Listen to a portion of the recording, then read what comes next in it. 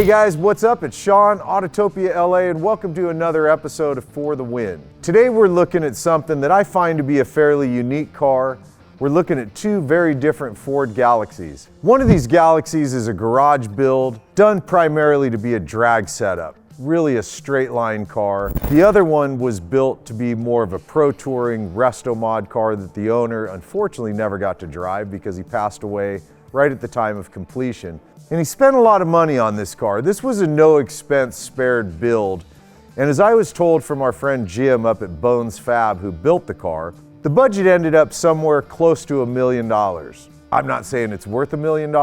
I'm just simply saying it's about what this car cost. And when you sum up the total of this car, it really does add up. I know a lot of you guys don't like it that it does, but it does add up. So at the heart of this Galaxie is something that I find to be a pretty special motor, is the camera motor. Now this isn't an OG from the mid-60s camera motor, which is a very rare one. We showed you it in our friend Bob Matrenga's Galaxie. It's a motor that's built to turn 6,000 RPMs for 4 to 8 hours, whatever a NASCAR race is. But they did a full build on an all aluminum 427 single overhead cam replicating the camera motor.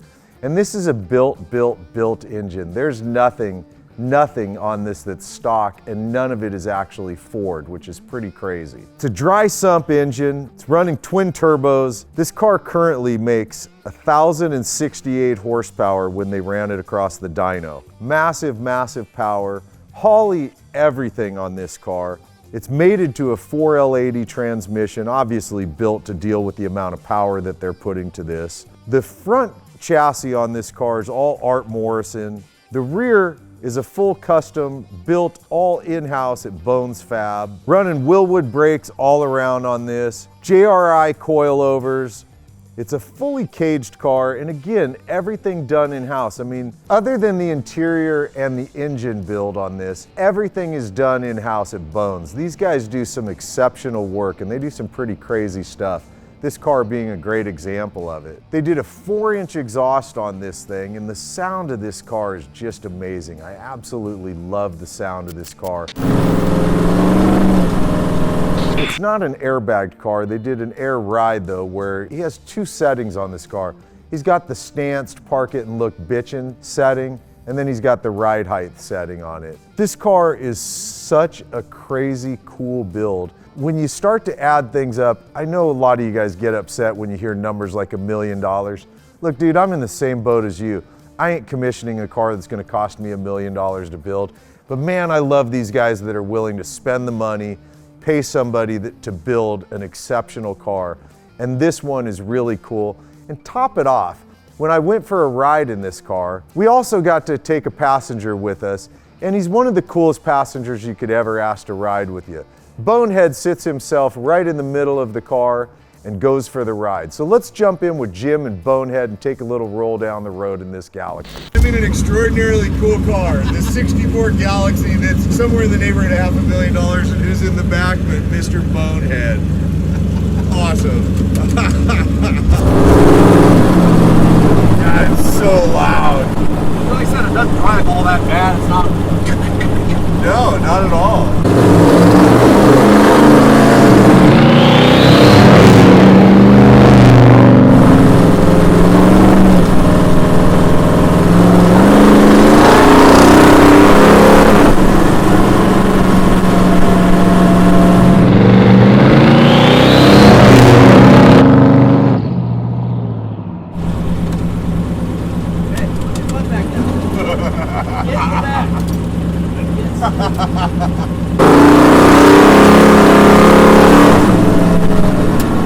All right, so let's take a look at the other Galaxie. One's a 64, this one's a 63.5 Galaxie 500. Nick built this car with the intent of straight line, having fun with this car.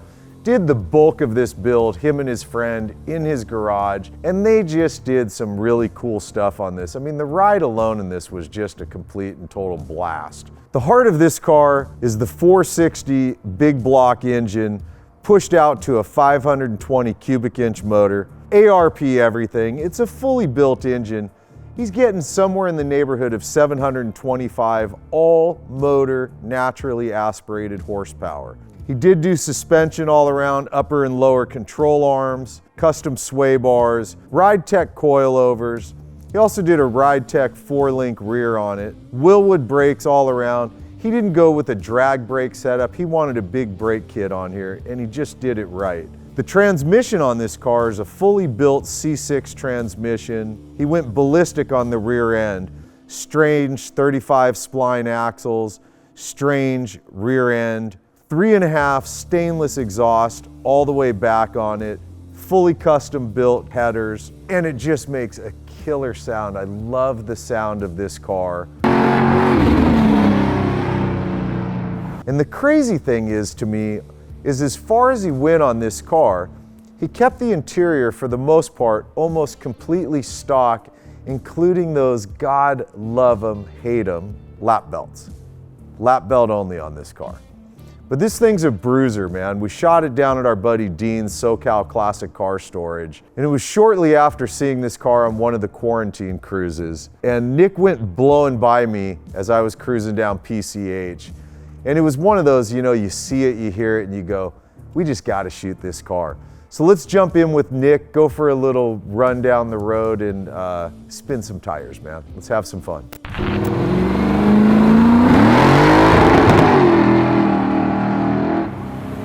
Yeah, you can hit past him.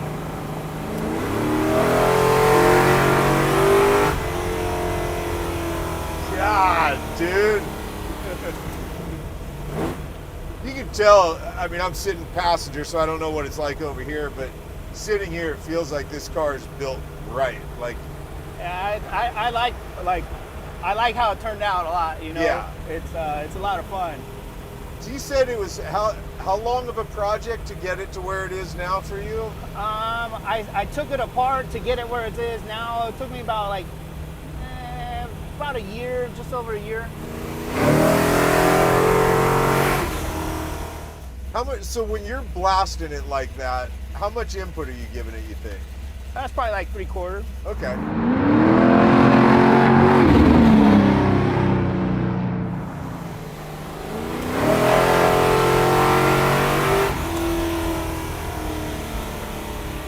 It does not cease to put a massive smile on my face instantly. Right here? Yeah.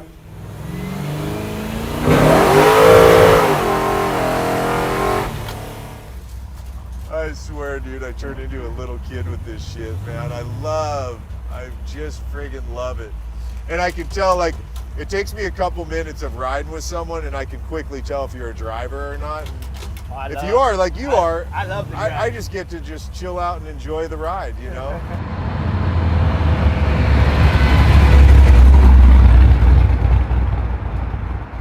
Go for it.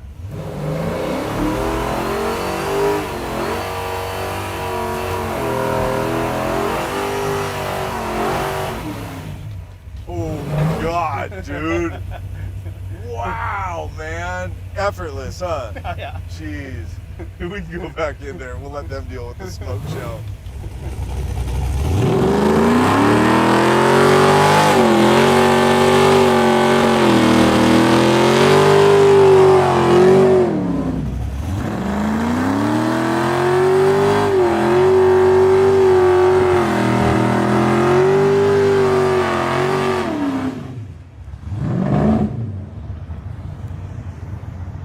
Chris just got smoked out.